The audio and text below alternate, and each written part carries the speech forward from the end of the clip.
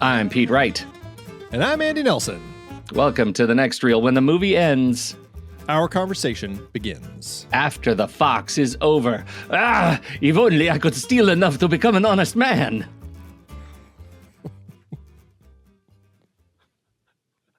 Okay, Andy, after the fox. I've been thinking about it for 2 weeks. This was a fun, weird little movie, strangely directed by Vittorio De Sica, which might be the thing that's most surprising when you look at the sorts of films that De Sica had helmed, and then you see that the director of Bicycle Thieves also brought us After the Fox.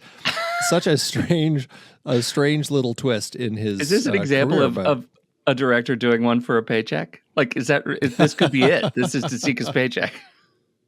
Yeah, I wonder exactly what. I mean, I know that this was something that Peter Sellers had reached out to him and wanted to work with him.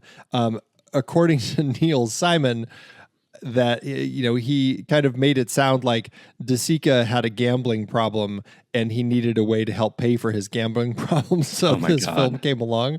That's entirely possible. So I'm not completely sure, but it is kind of funny to think that could have played into his reason for jumping onto this film, which it doesn't sound like he necessarily had a great time doing. I don't know. I mean, this movie gives me such Bowfinger, Hudson Hawk vibes. I can't imagine not having a good time on this movie. And that it just reminds me that maybe the wrong team had to make it. This is just a fun, weird, frivolous comedy, right? Yeah, it's while also, and I don't know, I think that Neil Simon, this is his first screenplay, and paired with Vittorio De Sica, there's definitely an element of them poking fun at the world of filmmaking, film directors, actors, even fans and critics. We do get poking fun at a critic later in the film. I can't help but there was some of that they were really enjoying in just kind of the way that they were kind of skewing all this stuff. So yeah, it's a very light, frivolous heist comedy, but it does feel like, while not necessarily completely successful on all counts, they were having quite a bit of fun of doing some of that with it. Yeah. Right. And so I pulled out obviously the film industry, they're lampooning the film industry. I mean, it really is clever, and it's in the way it pokes fun at the film industry. And I think the entire sort of third act trying to get out, and the extended beach sequence is funny. We can talk about that. I think aging in celebrity is one of those big deals. The big things in this movie is how the kind of fun he has with what's his name, Tony Powell. Victor Mature. Victor Mature. The kind of fun they have with Victor Mature in this movie that was a massive high point for me. As good as Peter Sellers is, I really loved watching Victor Mature, battling with his agent about wanting to do the movie just because he's looking for his fountain of youth. He's looking for people to perceive him as younger than he is. And all of his efforts to get to be young, hit me as hard as you can, that just end up failing as he collapses in the other room, I think are just so good. Those kinds of bits are really, really funny. I love his weird protective relationship with his family. Vanucci's relationship with his family. His sister, yeah. His sister is so funny. And of course, we get Peter Sellers in disguises. That just, it feels like that's where he should be. He always, I think he's at his best in disguise. And in our pre-show chat, we talked about earworms. We didn't even get to the Pink Panther theme. Right, yeah. And so those are my quick hits of the things in this movie that I thought were really well done.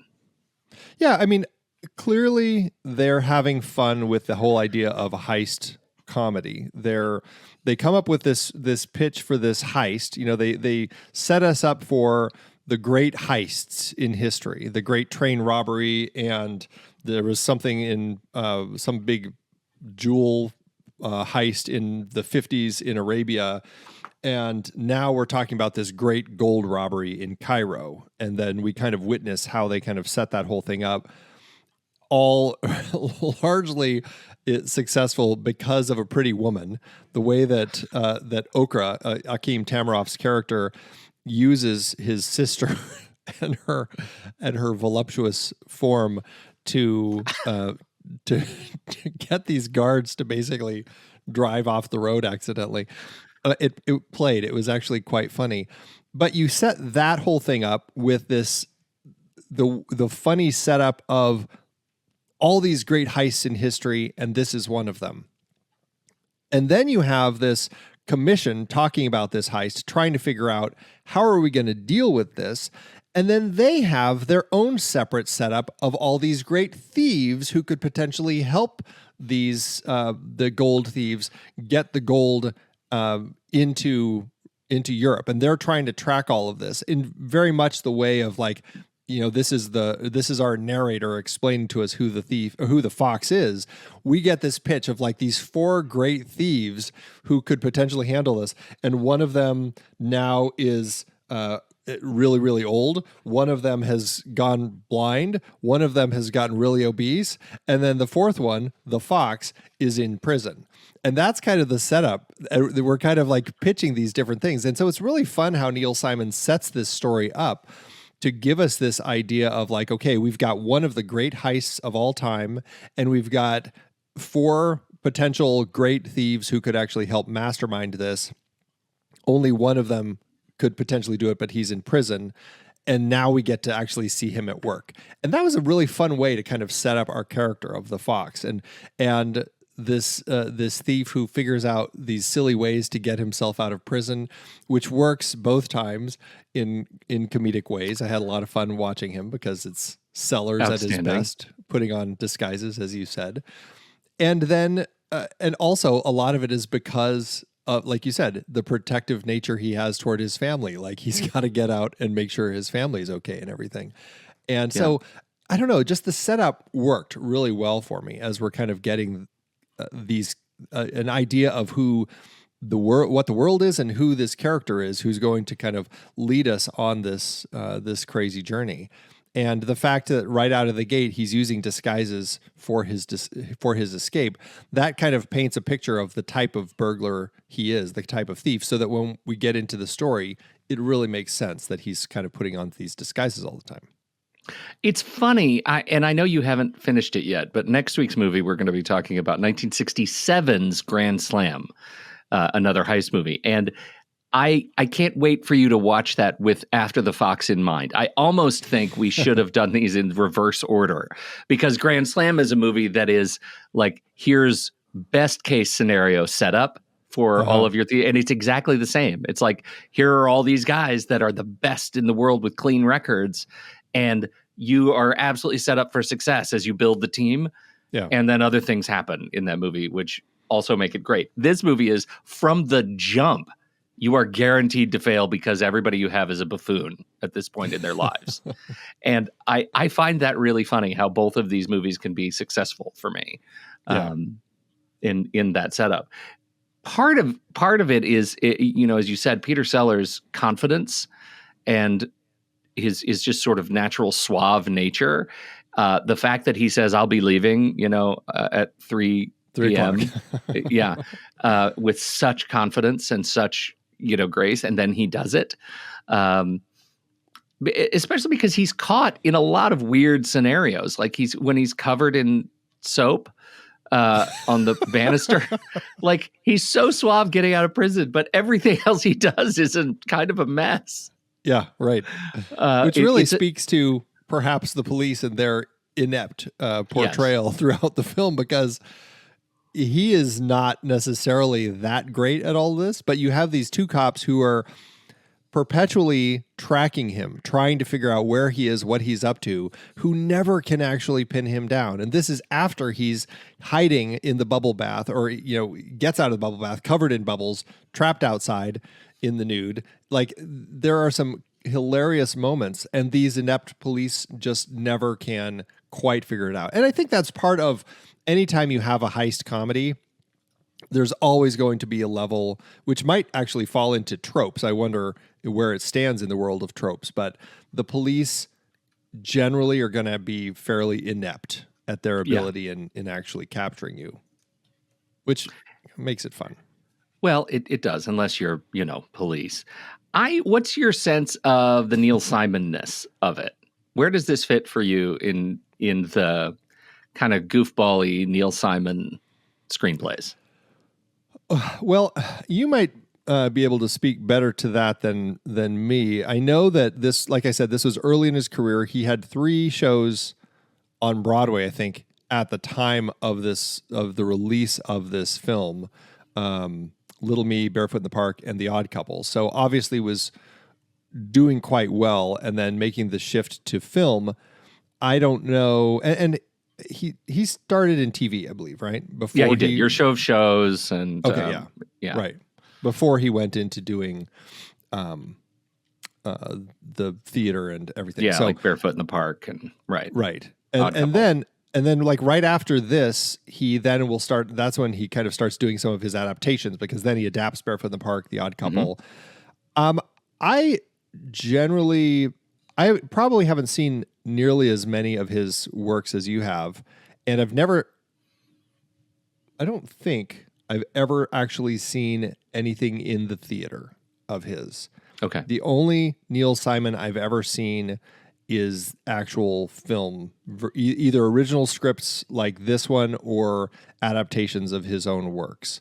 So, we've only talked about Murder by Death on the show, right? Is that the only one we've discussed? So, no, he helped adapt The Lonely Guy, I guess. Oh, I guess that's true. Yeah, that's true. So, but I enjoy his stuff and his comedy here. Like, I mean, there are some moments where the lines just come fast and furious, and the banter back and forth between the characters like really speaks to how I see Simon's writing, like where just the things just bounce off each other so quickly, whether it's the way that he's talking to his family or his bumbling cronies, like his little team of thieves that he's working with, or particularly once we get to the town where, what was the town's name? Not Salerno. What was the little town they end up in? Oh, wasn't that right? So you said it, and now that's exactly Salerno? What I think. Was it Salerno?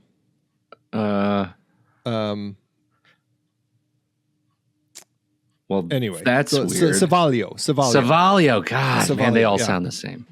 He ends up the town of Savaglio. Once we end up there, like his interactions with the police chief there, that just plays like so much what I expect from kind of that Simon type of comedy. Like the way that, he wants him to say good morning, and the way that he just sticks his head into the camera saying good morning. It just really struck a chord with me that it felt very much like that Simon type of quick comedy writing. I mean, you said it, all of that. I agree with all of it. And I think what's fascinating about it is I think this movie, when it came out, critics I don't think appreciated the Neil Simon-ness of it.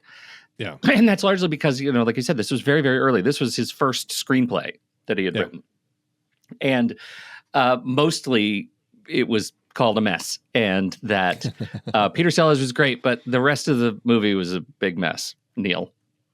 And then he goes on to do, Out of Towners and The Goodbye Girl and Murder by Death. And you come back around, and I think you see more of the Neil Simon-ness stuff in this movie after you've seen other Neil Simon screenplays and adaptations of his own work. And I think that's what makes this movie fun for me, is that I feel the genetic imprint of Neil Simon's comedy, even though it does feel early. It feels early, but his choices, like we talked about setting up the team, his choices to set up the team the way he does is principally Neil Simon, right? To just take this tropey role and fill it with someone who is unable to fulfill the level of the trope because of some adaptation, I think is really, really smart. And so it is a delightful fish out of water story, because it puts a really supposedly capable cat burglar in teaming up with an oddball, crew, and all of those things are, that's where Neil Simon sings. So I think it's a really solid entry. Yeah. Well, and we do have to mention that he did work on this with Cesare Zavattini. That was a writer that had often collaborated with Vittorio De Sica, who De Sica wanted to work on this with Simon. And even though they didn't speak the same language, they had interpreters help. And actually, Simon said it was he was a very helpful person, a lot of intelligent comments that I could readily understand and agree with. So I think the struggle that it seemed like Simon had is a lot of the social statements that De Sica was trying to put into the film. And I mean, even later, Simon also will go on to talk about how there are elements that work, but also it just kind of becomes a little bit more of a jumble than I think that he necessarily wanted. I think he was looking for more of just a straight up broad farce of just kind of like the industry and of just kind of a heist comedy. And you can tell that, like, by the time we get to that third act courtroom scene, it feels like, and we have Vanucci on the stand. It does feel a little bit like they're trying to say a few things. Like, he has the things that he's talking about. This is after they've screened all of the footage, and the critic praised it, which was very funny. But Vanucci's talking about how, walking through the people and like looking at Victor Mature's character, Tony, and saying like, you need to see that you are still a capable actor. Like, he's kind of like doing the big final pitch that you get in that kind of the climactic moment. And it feels like it's kind of there, but it doesn't quite feel like they're nailing it yet. And I think that's the thing that kept it from completely working for me in those moments. Like I don't know if that came from De Sica, if that was something Simon wanted, or Zavattini was trying to put in there. How did all of that kind of come together to build to that? Because I do feel like by the time we get to that point, and maybe it's part of the joke, but the entire heist part of the story kind of completely disappears and evaporates from us. That was my big central question for you about this. Like, at what point did you forget that the movie was a heist movie? Because it becomes such a I'm going to pretend to be in the film industry movie, like I'm on the lam kind of a movie, that I forget that there's gold involved. And I almost think the movie did not pick a lane kind of early enough to figure out what it wanted to be. Are these criminals on the lam, or are they trying to, or is it a heist film? And if it's a heist film, we spend too much time in, not talking about the heist in the movie part. And if it's a criminals on the lam film, we should have gotten to the movie part earlier. Well, yeah. And I mean, I like that it's a creative setup, and I thought it played well for us to see how Vanucci comes to this realization that these movie people can get whatever they want. They have the police chaperoning them, doing whatever they need, and everybody's kind of bending over backwards to help them out. And I thought that was such an incredibly funny kind of dig at the film industry, because I mean, I've seen it in action. Like, you can see how people really do kind of like bend to give you what you want, because, it's a movie. They don't even know what the movie is or if they'll ever even see it, but they're just excited about the idea of a movie being made in their presence, and they're witnessing it. Like, that's what's so funny about this industry, and the way that they kind of rip on it. It plays really well. But and so I like the way it sets up Vanucci having that realization when he's in the movie theater and kind of all of that. And then once he's in the town, it does kind of take a long time. And maybe it's because they just felt like, well, we need to slow things down a little bit. So that's when we have Okra, like, slow it down. The boat's, the anchor got stuck or whatever, all these issues with the boat. And I think that it could have worked better had we not had it slow down so much because of the boat with the gold, but just get the gold here faster and then involve the production more in the gold that entire gold part. Like by the time we have Okra, like the gold arrives and then Okra just steals it and makes off with it on his own and kind of leaves everybody else. You got that big car chase, which is a funny car chase, but it leads us to this place where I just wanted the heist to go a little longer, the actual heist, to your point. The filmmaking is a lot of fun, but keep it going, but just like integrate the heist into it more. Like you get the gold. Now what? Now you've got to get it from Savaglio to Rome or whatever. And like I could have used more of that. And I feel like that's where, for me, I was left a little wanting. Yeah. The trick about being left wanting, because I was too, is that they replaced what I was wanting for with something that was also easy to watch. Yeah. Right. Because I found it funny. Yeah. It's one of those movies that when I stop to think about it, I think I wonder if those choices, like how were those choices made? To your point of like trying to figure out if it was a De Sica thing, if it was a Simon thing, like what was that relationship like? Because you do feel a little bit of the dueling ideology in here, right? Of the idea of what it means to steal, to get away with something, what does it say about the police, the state of the police and police protection and the sort of withering ideological choices that police get to make in how they protect and serve, which I think are all interesting things. It's just the movie doesn't commit. It just leaves it on bits. Yeah. Well, and that's probably why critics at the time struggled with the film and found it to be a bit of a mess, because when you don't already have a sense of the Neil Simon-ness of the script and kind of the fun that he puts into the types of stories that he tells, and you've had a better understanding of what he's delivered over the decades, without that, and you're just watching this, I can see that it's a little bit of a struggle. Like, well, where are we going with this? Like, what's the point? Now, I can still have a lot of fun with it because I'm really enjoying the setup of these characters and the story and the skewering of the industry and the way that actors feel about aging and making fun of fans, like when when Tony is pulling up and all the fans are screaming, and this is when they're still running from the police. All the girls are like, "Who is it? I don't care, but it's somebody famous." Like that speaks to like the way the fans react to that, and so they're having a lot of fun. And that's why I honestly had so much fun with this movie, even while I still have all of these issues with it. Well, and what's funny? I mean, you bring up another one, this idea of fandom, of celebrity, the fact that it's not just that he gets what he wants in terms of police protection and cooperation from the city. It's that he gets way more than he bargains for because he didn't anticipate the frothing celebrity that they would bring to that town just by virtue of setting up a camera and bringing, what's his name, the Victor Mature's character, Tony Powell, to that little town. Like he'd never anticipated that he would get more than that particular bargain called for. Like that he would get people in the way that would become an obstacle to him getting what he wanted. Like he has to figure out, how can I? Now the police chief is a key part of this. Good morning.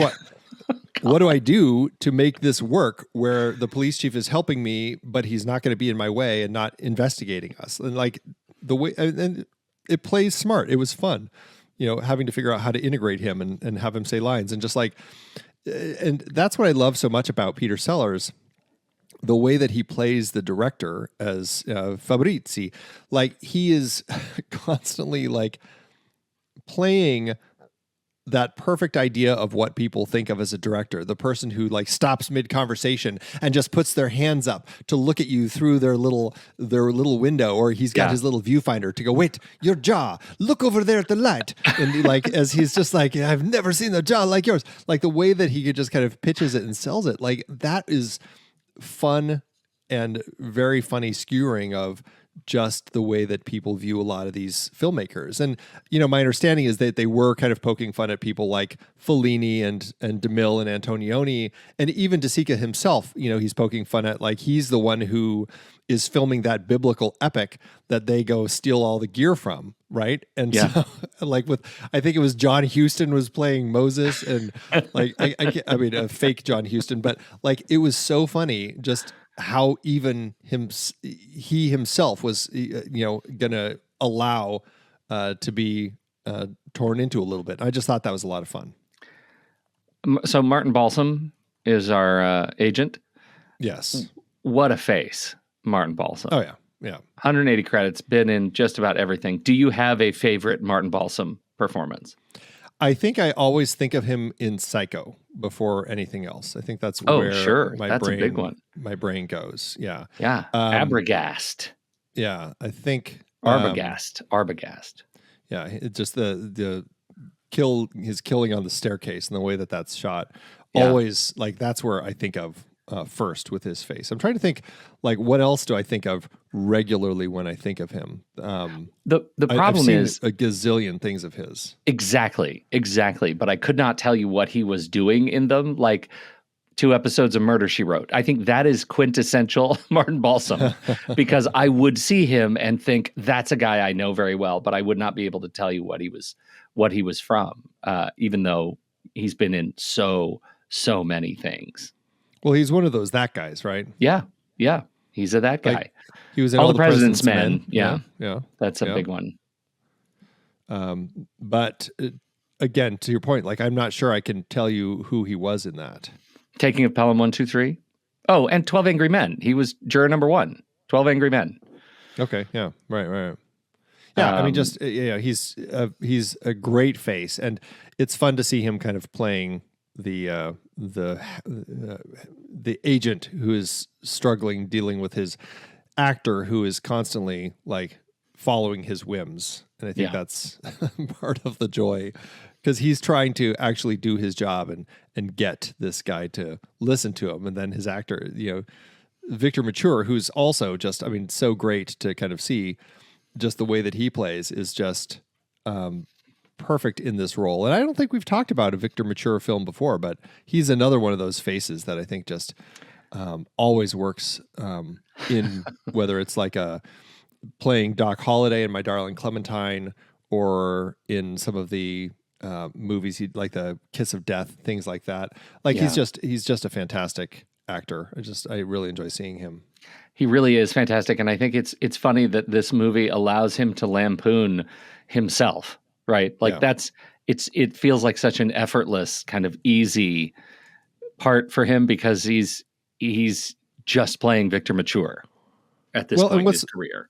Well, and what's fun is like he had actually retired before this. Like he said it's not fun anymore. He didn't want to act anymore, and he was fine financially, and so it's just like, I'm not having fun, I'm just going to quit. And Peter Sellers kind of lured him into doing this again, and he had so much fun kind of parodying himself and just kind of playing this sort of thing that he just loved it and wanted to come back and do more. And so he did, it wasn't a ton of stuff, but he did end up in things like On Tonton, the Dog That Saved the World, and, would continue acting. I just don't think he ever got back into it as much as he had before he retired. Yeah. And, at that point, I think he's able to just kind of do what he wants, Dare to dream, man. Dare to dream. Yeah, right. What a smile. We've talked about Sellers a few times before, Dr. Strangelove and being there. I think this is much more in line with the Dr. Strangelove type of performance, where we're seeing just a very big sort of performance, and one where he's putting on different disguises. So certainly more in line with kind of the Pink Panther sorts of movies. Yeah, Murder by Death, right? Yeah. Like, right. Yep. Yeah, I forgot. I just think he plays it so well. And I think when you look at something like Being There, like I remember talking about that movie, and it's always such a surprise watching that movie because the part is so much more subdued and straight than I certainly was used to watching of Peter Sellers. I wonder, and I don't know, I haven't read anything about this, but I wonder if Peter Sellers ever felt trapped in his own ability to be a comic acting hero. Yeah. because he's such a great serious actor too. Right. Yeah, and I think that's probably a trick. I mean, the thing is that I take for granted is how many other films he had been in. That so it's like it's hard to necessarily comment on that without doing a deeper dive into his filmography and really getting a better handle on what he was up to. Like, I know he did What's New Pussycat right before this, which is part of the joke in the movie poster for this film. You caught the pussycat, now chase the fox. Yeah. Like that, they were just playing on that. And I know that there was kind of a variety of different films, but I do want to kind of walk through his filmography a little bit more to get an understanding as to what else he was doing that that might have been something worthy of like his notice. Oh, Lolita, certainly there's another example of something that was a little more more serious. Yeah. For sure.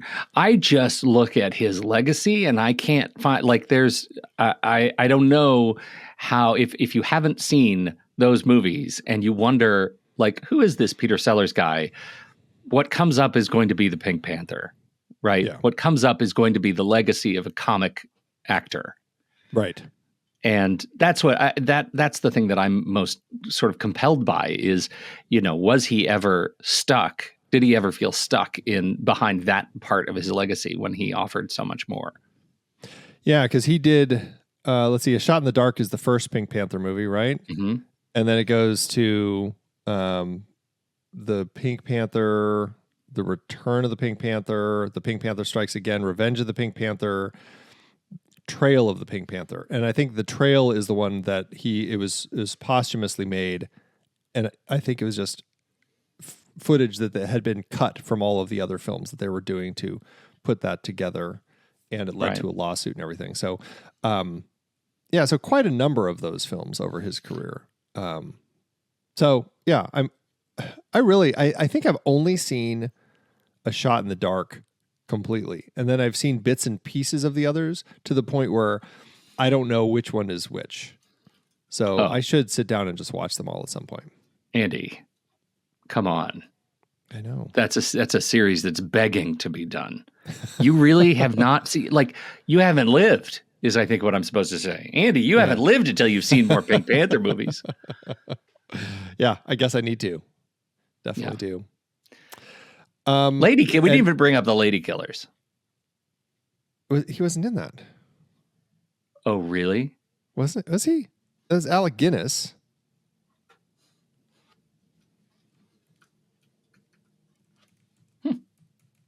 Are you looking? I'd like you to look. Yes. Harry Robinson. All right. Yeah. I forgot. I get so focused on Alec Guinness in that film. I guess I just completely forgot that he was in it. There is an interesting crossover though for those two, because like, one of my favorite movies is The Man in the White Suit, and that's Alec Guinness. And at this era, Alec Guinness and Peter Sellers look very similar. There is a similarity, yeah. All right.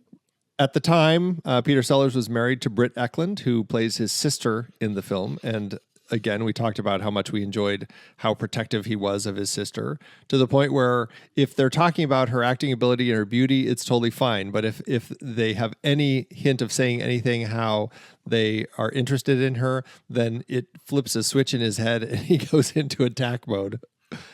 It's very funny. Very, very funny.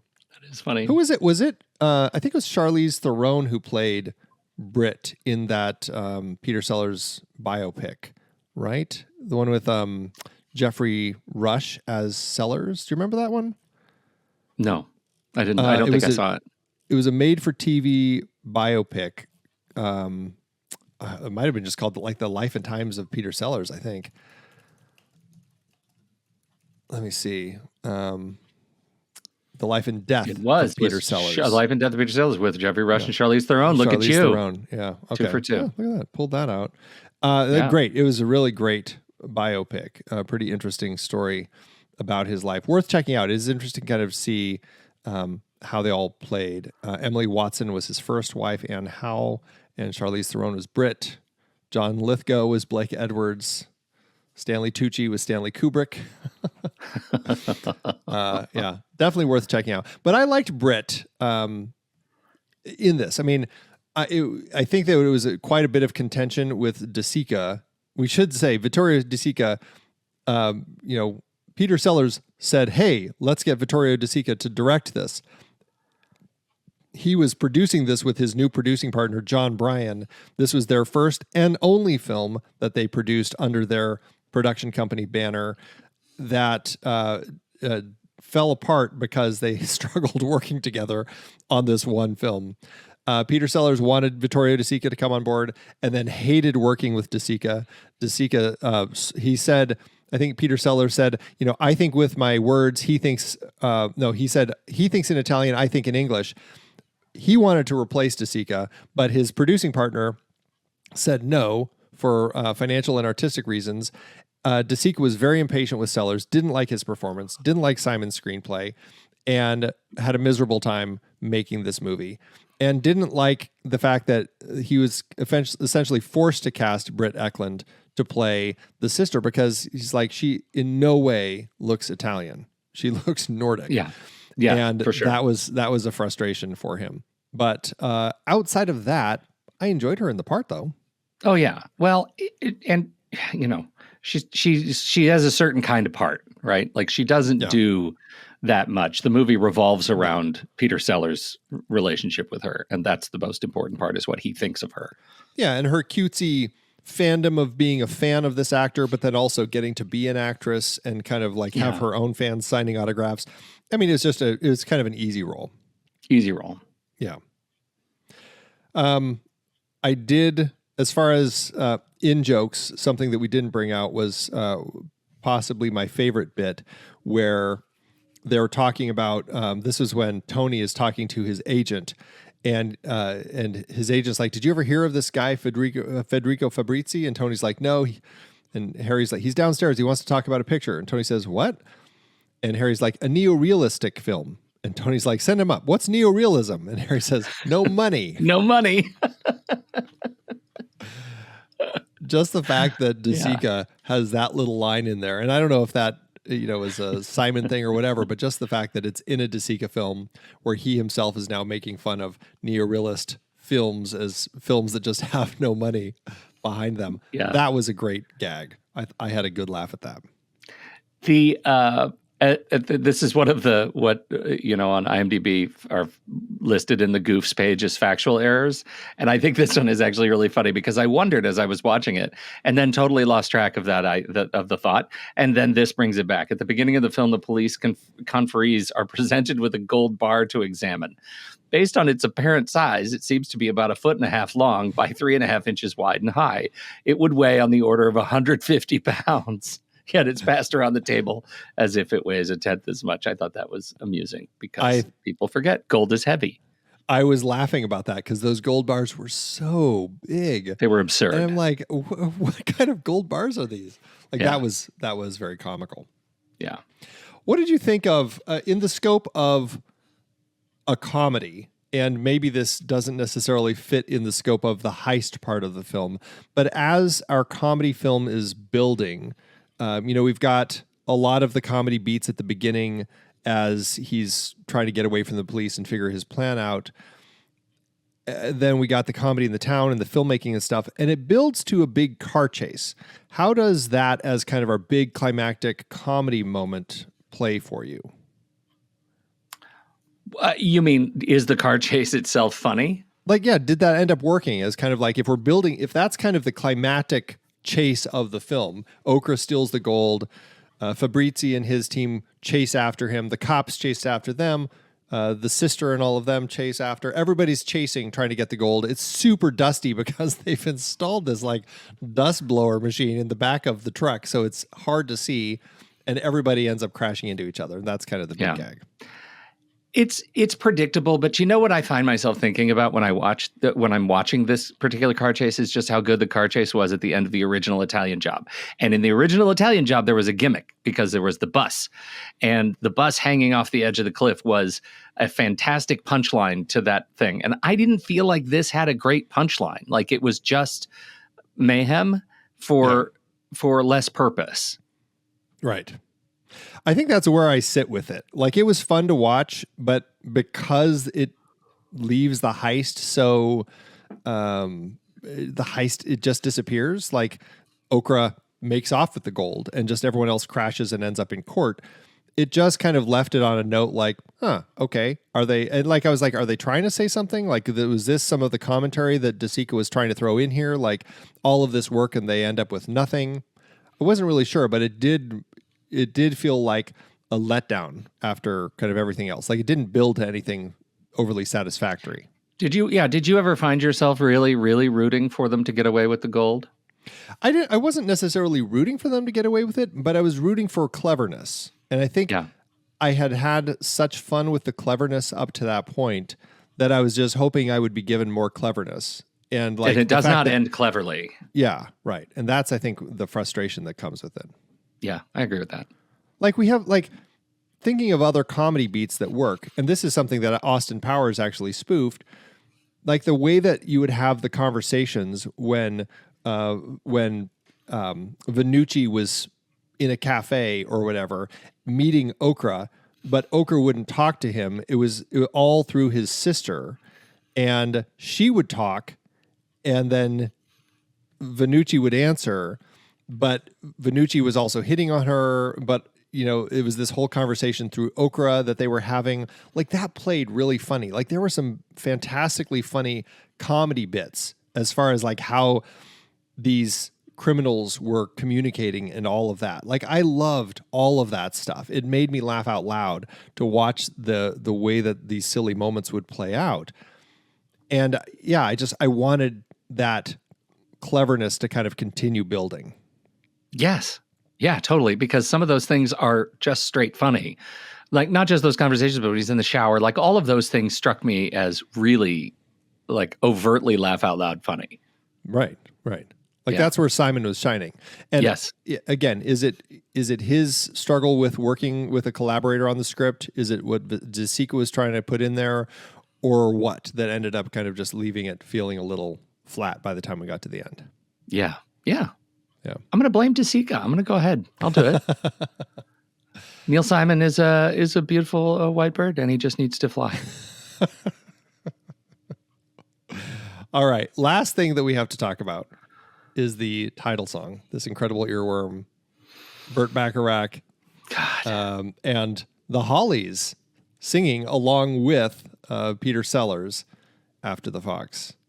This is our fantastic opening sequence that is kind of just animated titles, which I love films that start with an animated title sequence, especially when it's a silly theme song like this. And man, does this song stick in your head.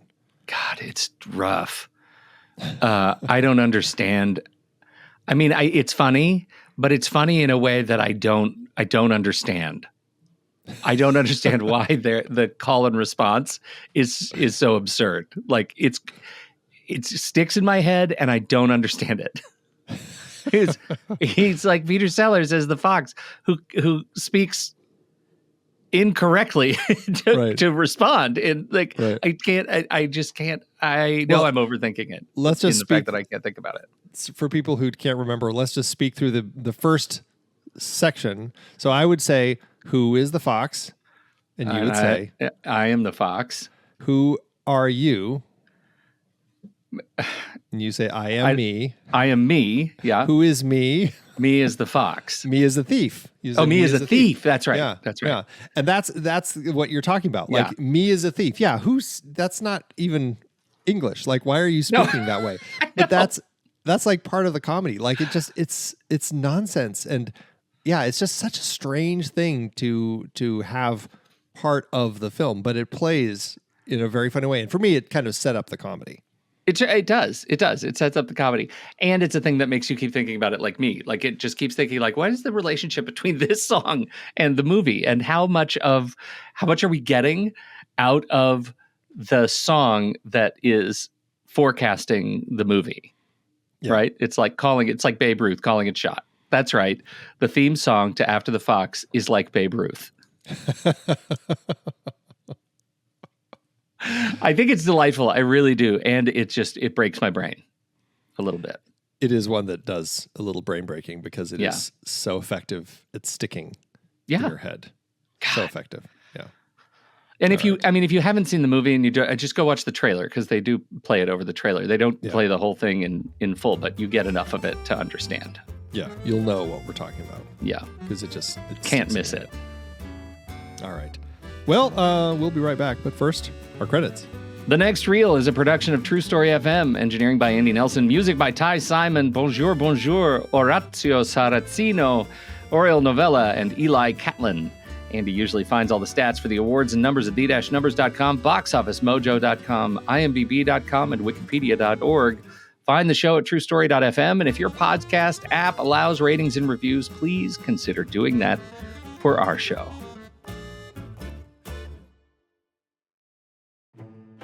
Shh! Be still, my fellow cinephiles. The hunt is on. We've been tracking it for weeks now. Through the dense jungle of superhero sequels and the thorny thicket of streaming algorithms. We're not after mere popcorn fare, no sir. We're after great movies, and more importantly, the community that loves them. Blast it! Did you hear that? A rogue blockbuster, no doubt. They're everywhere, those predictable beasts. But fear not, my friends, for we have a secret weapon, a compass, if you will, guiding us to cinematic gold, and that compass? Letterboxd. Ah, Letterboxd. The very name conjures images of meticulously crafted lists, passionate reviews, and the thrill of discovering a hidden gem you never knew existed. It's like stumbling upon a rare, beautifully plumed bird in the vast forest of pop culture. Caw-caw, caw-caw, caw. Yes, just like that. You see, with Letterboxd, you're not just watching movies. You're connecting with fellow adventurers.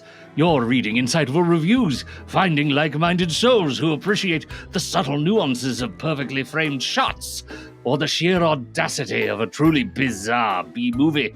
They're out there, I tell you, and they're all on Letterboxd. I found one! Yes.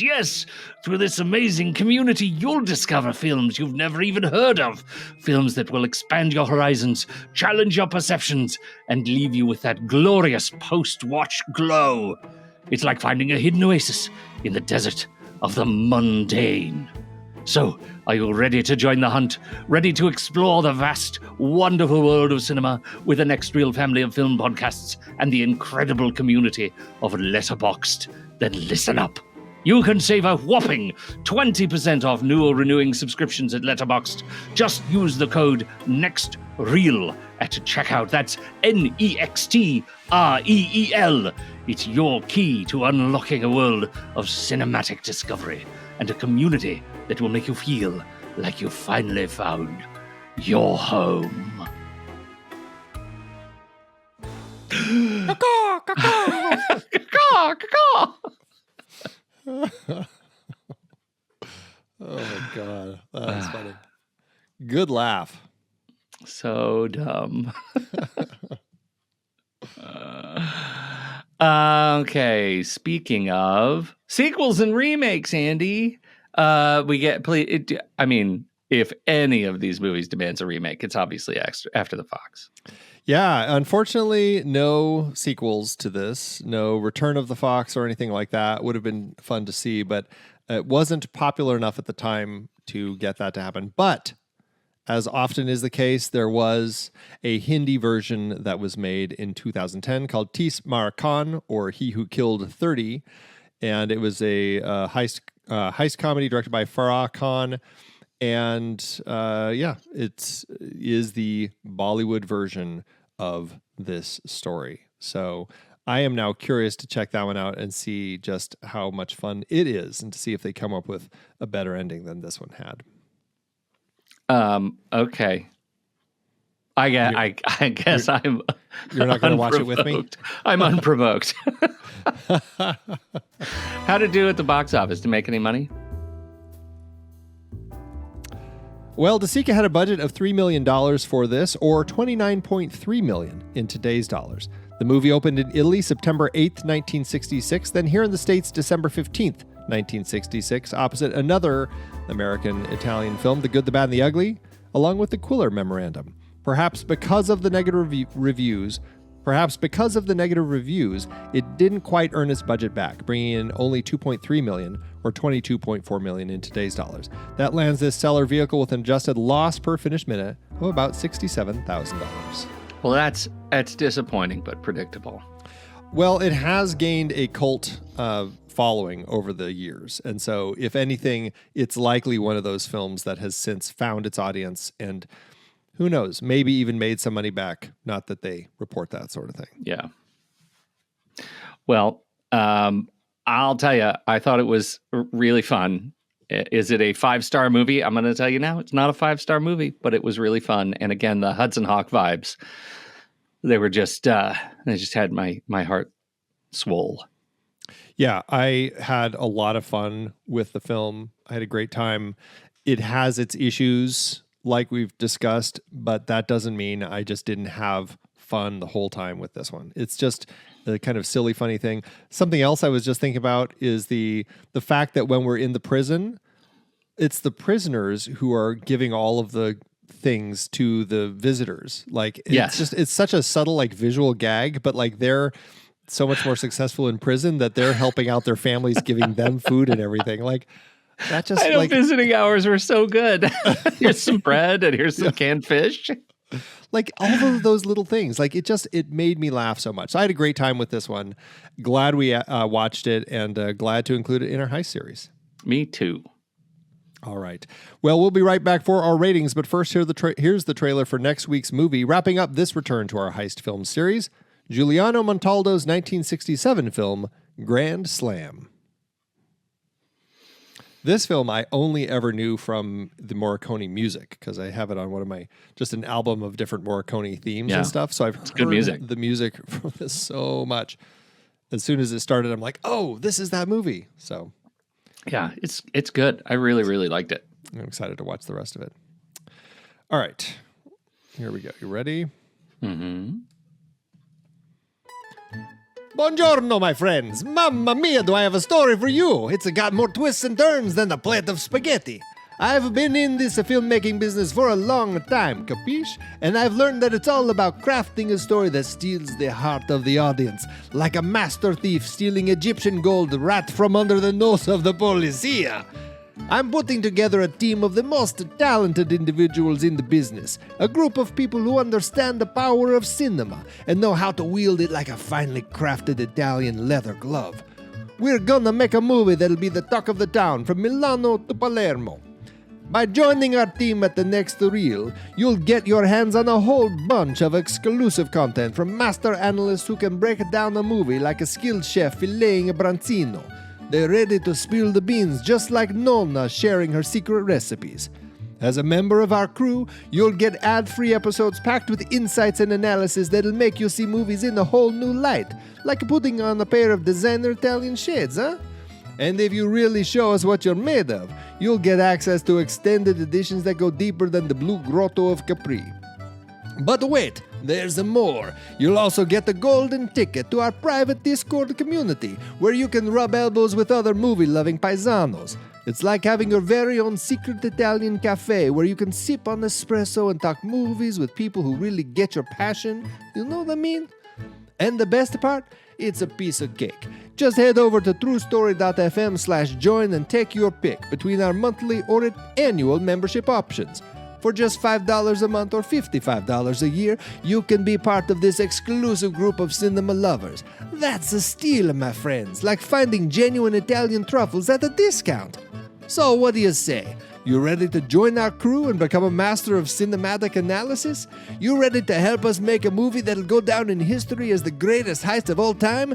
Then head over to truestory.fm/join and pick your poison. No need for any funny business, huh? Like dressing up as a big shot Italian director? Just a simple click and bada bing, you're in.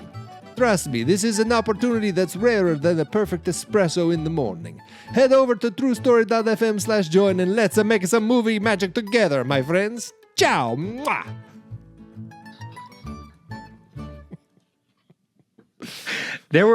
What's so great about that read is that you captured like the entire breadth of the Italian diaspora, all the way from northern Italy to Sicily to the Bronx. Have you seen the trailer for the? You remember the movie The Bad Guys, the animated movie with Have you seen the trailer for the sequel? I have, yes. It's so funny. It's totally the part where they kidnap like a guard. It's like an Italian guard. It's like, don't worry. And like he disguises himself as the Italian guard. He's like, don't worry. I'm going to play you so you'll be proud. You'll be authentic. He's like, hey, what's happening here? And it's just like, it's like, that's exactly what I'm doing there. So bad. So good. Oh, so funny. All right. I don't even remember what's next. Where's my sheet? You'd think I'd be ready. I'm not ready. Says you. It's a letterbox. Letterboxd, Andy. Letterboxd.com/the next reel. That's where you'll find our HQ page over on Letterboxd. And we're going to talk about stars and hearts today, Andy. Stars and hearts. What are you going to do for this movie, and where are you going to take those stars from? I had a fun time with this movie. I had a lot of fun. I think 3.5, that range is exactly where it's going to sit. I'm going to say 3.5 because even if I did have the issues with it, I still just had so much fun. And it was like laugh out loud fun time. So 3.5 and a heart is where I'm going to land. Yeah, I with no disrespect at all intended, it is a 3-star and a heart movie. It's slightly better than Red Down the Middle, and I would watch it again. Yeah. How about that? Very high fun. Praise. Yeah, absolutely. Well, that'll average out to 3.5 and a heart over on our account at Letterboxd, which is at The Next Reel. You can find me there at Soda Creek Film. You can find Pete there at Pete Wright. So what did you think about After the Fox? We would love to hear your thoughts. Hop into the Show Talk channel over in our Discord community where we will be talking about the movie this week. When the movie ends, our conversation begins.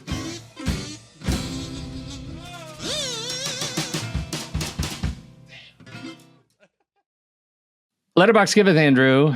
As Letterboxd always doeth. I'm gonna go ahead and take the opportunity to go first because what I have to say is not directly about the movie, but I find it fascinating. Sounds good. This one comes from Chuzen. It's a 2-star review. Oh. And yet I don't know what Chuzen thinks of the movie. Here you go. Eureka! After years of trying to figure out where the liner notes and title from Yo La Tango's I Can Hear the Heart Beating as One came from, I finally saw it 56 minutes and 30 seconds into After the Fox. Quote, what the hell is a yellow tango? Should we update their wiki page to indicate the origin story of I Can Hear the Heart Beating as One's title? Updating would save others from the frustration of trying to figure out one of the great mysteries of all time. I mean, I'm not alone, am I? This wasn't some easily obtainable fact that you could just Google, or am I just an idiot, LOL, and everyone else knew about it? But at the same time, would it be ruining the opportunity for someone else to feel such exhilaration when they eventually discover it? And would it be going against the spirit of it all by simply putting it on Wikipedia? But at the same time, the Venn diagram of people who listen to YLT and people who have seen After the Fox is extremely small, one would think. What to do? Any suggestions? Please comment below. Wow. Has anyone commented? I don't know. Yes, I say put it out there. I love Kaplan's sentiment of the serendipitous delight of stumbling upon the line, but it seems like the likelihood of literally anyone stumbling upon the film inches ever closer to zero. That is a very fine line of stumbling upon those two things. A fan of Yo La Tango's song who has that question in their head still, and then the person who also then watches this movie. Oh my God, Andy.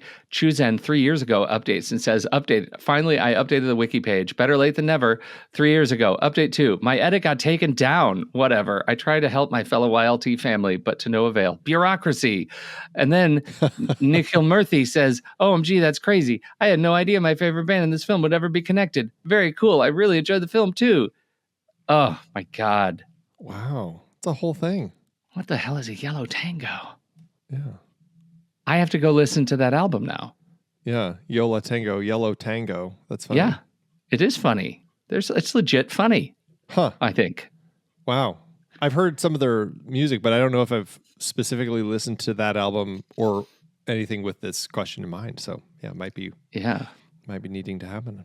Well, I've got a 4-star by Tim Kopp, who says, this movie proves that I have an endless tolerance for the, quote, Peter Sellers involved in wacky car chases, end quote, genre. Yes. Yes, Yes. absolutely. Give us more of Peter Sellers involved in wacky car chases. We need it. Sure. I'll take it. Yeah. Even if that's not the best part of the film, it still was very fun. Hey, loved it. Yeah, car chases and mysteries solved. Thanks, Letterboxd. All right. It is true. He actually linked to his post even longer ago than that, where he was asking people to help him find this Holy Grail. I think it's I see a beach, the waves pounding against the shore, a beautiful girl, her heart beating against her breast. I see a tall, handsome man. Now I see it. Now I see it. I can hear the roar of the ocean, and finally I can hear the music of love. I can hear the heart beating as one. I think that's the quote, right? From the I'm not movie. actually looking That's for what the he's film. saying. Yeah, is actually related to the band Yola Tango. The problem is I don't know the name of the film. I just chose the film due to its proximity to the name band Yola Tango. Oh my God, that's so funny. Wow. A whole thing. This is what they say in regarding the album's title. Ira Kaplan says, I think it's a nice evocative title. It seems to mean a lot, but it doesn't really mean anything. It comes from a movie, but I'm not telling what movie. You have to see it one day and say, Eureka. That was what was in the liner notes. You have to find the movie that's from. Oh. What an Easter egg, Ira Kaplan. Yeah, no kidding. Well played. Well, and now it's been revealed here. Through I low-key love that. I think that's really great.